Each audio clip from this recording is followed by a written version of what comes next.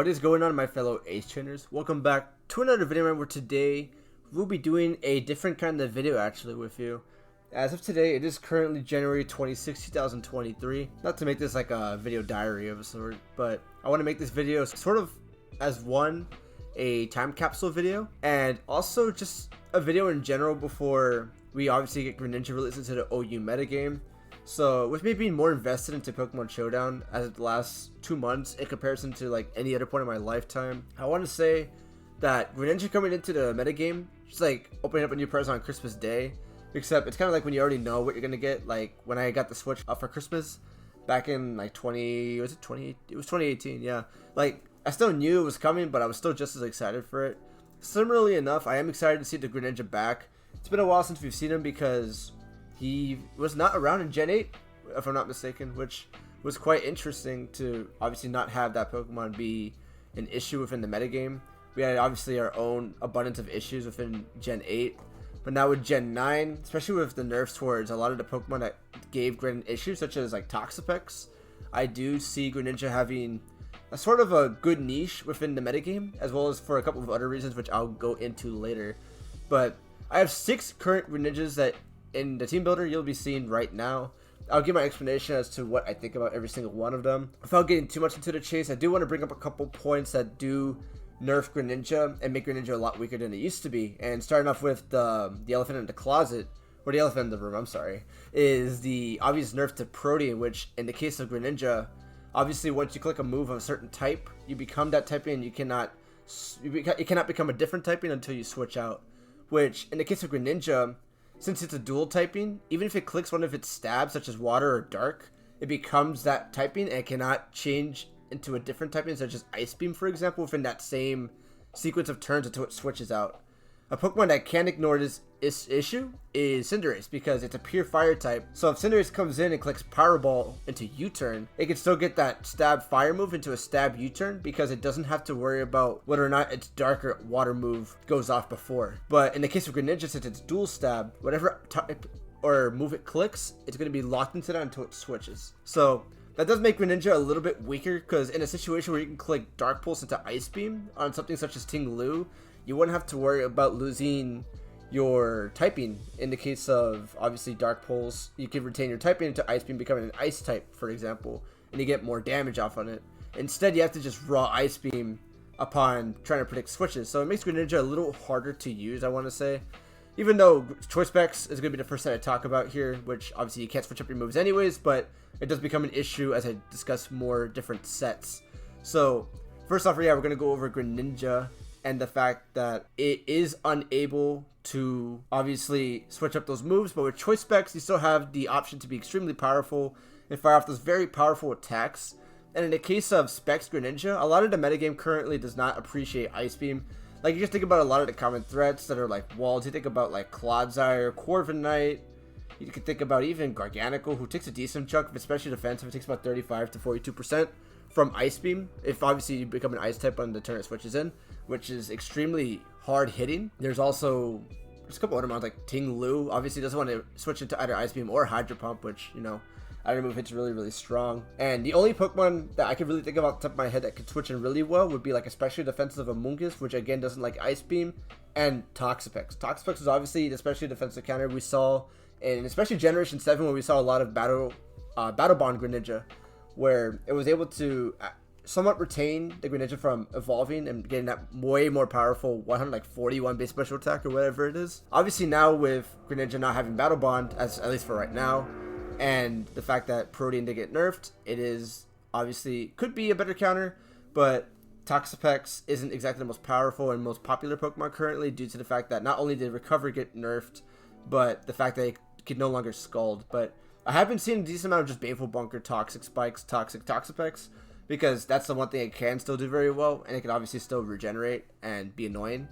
So, I mean, I could see Toxapex becoming somewhat popular, especially if Greninja does somewhat pressure a lot of the current defensive backbones within the metagame. Because like I said, Ice Beam to like physically defensive Corviknight 2-shots it. Dark Pulse, I believe, comes pretty close, but it doesn't quite guarantee 2-shot it. And obviously there's Hydro Pump. And Specs Water Shuriken, I also want to mention, against Pokemon such as Chien-Pao, you do have another option to revenge kill that. And just Water Shuriken in general with Choice Specs Greninja has always been an issue. It always hits very hard. Obviously nowhere near to the level of prowess as the Battle Bond Greninja, but obviously you still have that Water Shuriken that could potentially be pretty cool. We're going to go over Life Orb now next, and I do want to mention Spikes. Spikes will be mentioned later in a different Greninja set that I'll be showing later, but I do want to mention Spikes as a move because back when Greninja did run Battle Bond, I believe it was also able to run Spikes. And sometimes you would run Choice Spec Spikes because on Pokemon that switch into your Dark Pulse prior to evolution, you can get off a Spike and you can therefore do a lot more residual damage throughout the course of the game and potentially get that evolution off later. In the case of Life Orb Greninja or even Specs Greninja, as I mentioned earlier, Spikes is pretty cool as a potential option to try to whittle down those Garganicles or those specially defensive Toxapexes if they have it, or any other specially defensive Pokemon that you can think of off the top of your head. Like Azu, I could see AV Azu becoming a little more prevalent just for Greninja. Dondozo will take a lot from Dark Pulse. Got Garganico takes a lot from Hydro. You have like Hatterene, even though it does not take too much super effective damage, it still will take a lot of damage from like Life Orb and Specs. I mean, King Gambit doesn't really resist. Quaquaval actually unironically can switch into Greninja pretty decently, so I could see like some Grens running Extra Sensory, especially for Pex. I mean, I'm going to assume it still gets Extra Sensory. Yeah, it still gets Extra Sensory, so Extra Sensory Greninja, still potentially a possibility. I didn't really put it on any of my sets, as you'll see, but I mean, it is potentially very doable. But yeah, Rotom Wash takes a decent amount from Dark Pulse, and obviously you got Toxapex, Ting-Lu, so I have a lot of, decent switch-ins to Greninja, but if you can play your cards right, Life Orb and Specs is a very prevalent threat, especially to a lot of Backbones who, like, I can see, or I've seen a lot of Walkors where the Walkors Corviknight, Garganical, and like maybe Clodsire, or potentially even Ting-Lu. All those mons really don't like Greninja, so I think that alone, Greninja forces some change within the defensive metagame, which I think is interesting. Again, I can see a lot more Pex, and I can see a lot more Aviazus becoming more prevalent. Even like the Citrus Berry set that I've seen, or even just normal like max HP Bandits, totally fine.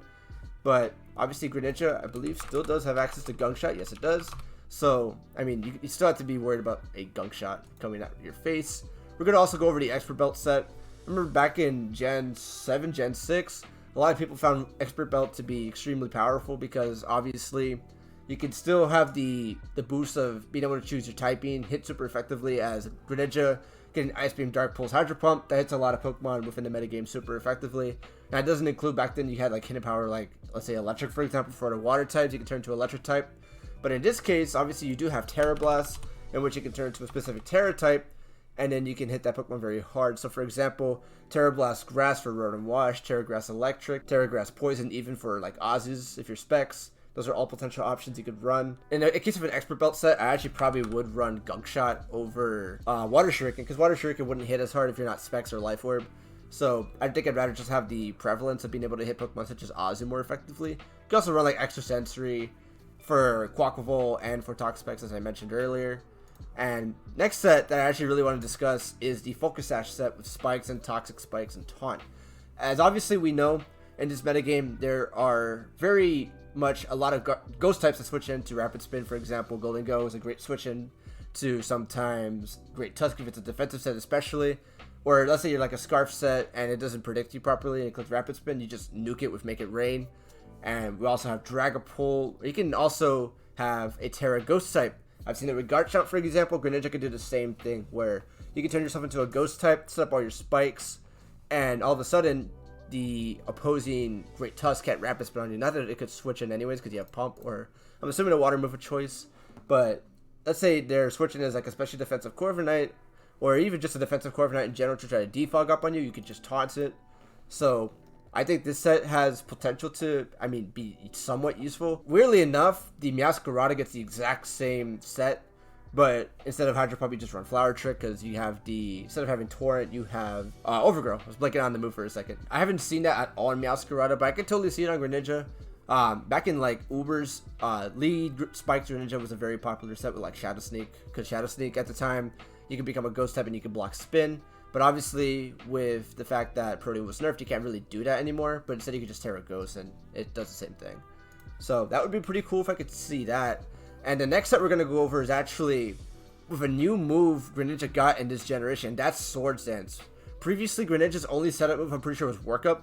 Now it actually gets SD, which makes its physical set a lot more prevalent and a lot more interesting, because all of a sudden, actually, let me get rid of Protean and put Torrent. All of a sudden, if you have Terra Blast Electric with this dual stab, you can all of a sudden nuke Pokemon such as Quaquaval, such as Pex, such as Azu. You set up an SD, turn to an Electric type because of your Terra type, and you already have the stab with Liquidation Night Slash because of your obviously previous typing of Dark Water. I can see this set being really cool. It also does get Trailblaze, which I'll mention later.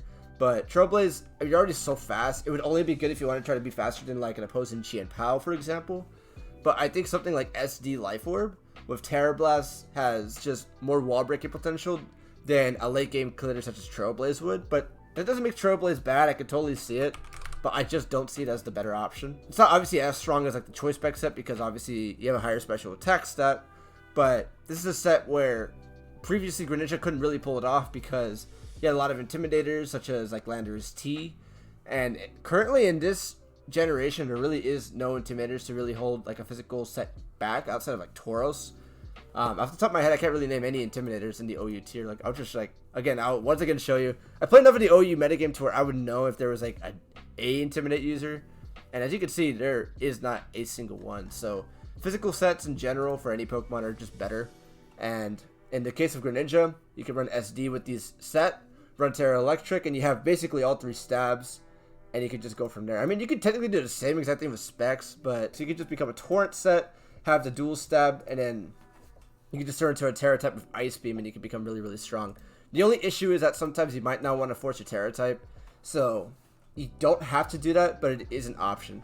And speaking of, I did do some testing to see how Protean does work within Terra typing, because obviously when you become a Terra type, you become a pure typing of that sort. And I was thinking maybe if you Terra type, you can Terra type, hit a move, switch out, come back in, and let's say you're Terra Water, you can click Ice Beam, become an Ice type. But unfortunately, it does not work out that way. If you do hit your Mon with a Protean move such as Ice Beam, if you Protean Ice Beam into Terra Dark Pulse, you do become a Dark type. You do lose your Ice typing, and then you do become a Terra Dark of that sort. Very interesting mechanic. I don't think that's ever going to really come into play, but let's say you're watching this video and you're using Greninja in the future, it does work out that way. So let's say you're using like a Life Orb set, you click Life Orb Ice Beam, you could then Terra type into a Water type or a Dark type, and you could become that pure typing instead of what was previously just Ice typing. No, just food for thought. This is the last Greninja I want to go over. It's just like Greninja with the new moves, and most of these are pretty bad. Trailblaze, I mean, again, it could be good on like an SD set, where again you get a Swords Dance up and then you like pick somebody off a Trailblaze. All of a sudden, you are a very fast frog, you're +2 attack, and all your moves are going to hit really hard. And obviously Greninja gets Liquidation. Obviously it does get Waterfall as well if you want to go for the flinch chance. But Liquidation does have that 5 more base power, excuse me.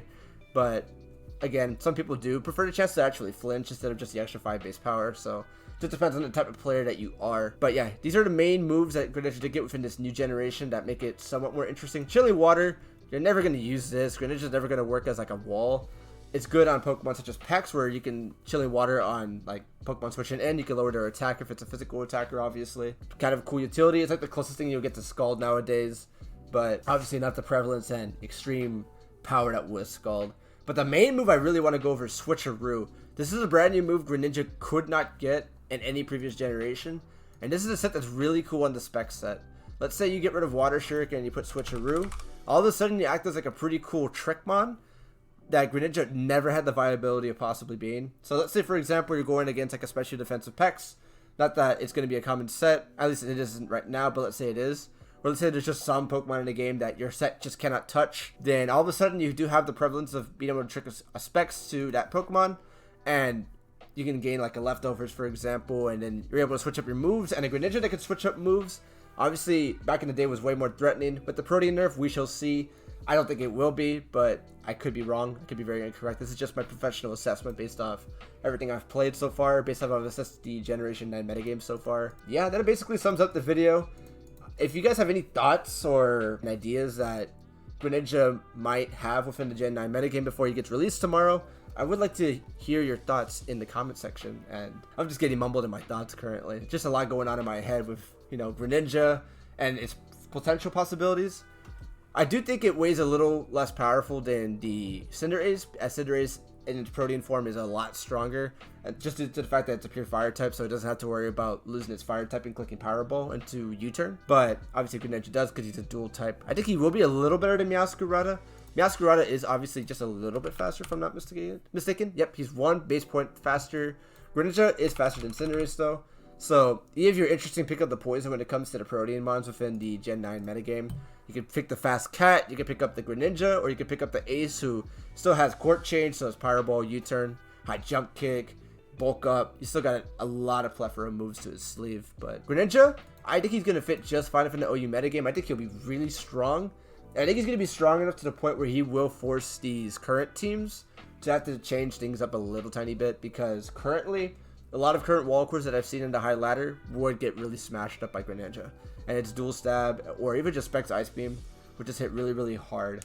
Especially if, like, Garganico, for example, is not, like, a special defensive set. If it's Fizz Def, which I've been seeing a lot more of recently for Qianpao, I could definitely see Greninja really messing up those wall cores. So, yeah, if you have any thoughts, please just leave them in the comments below. And if you enjoyed the video, please leave a like. And here's to more battles in the future, and here's to Greninja being the great Pokemon and the GOAT that he's always been. So, yeah, see you guys.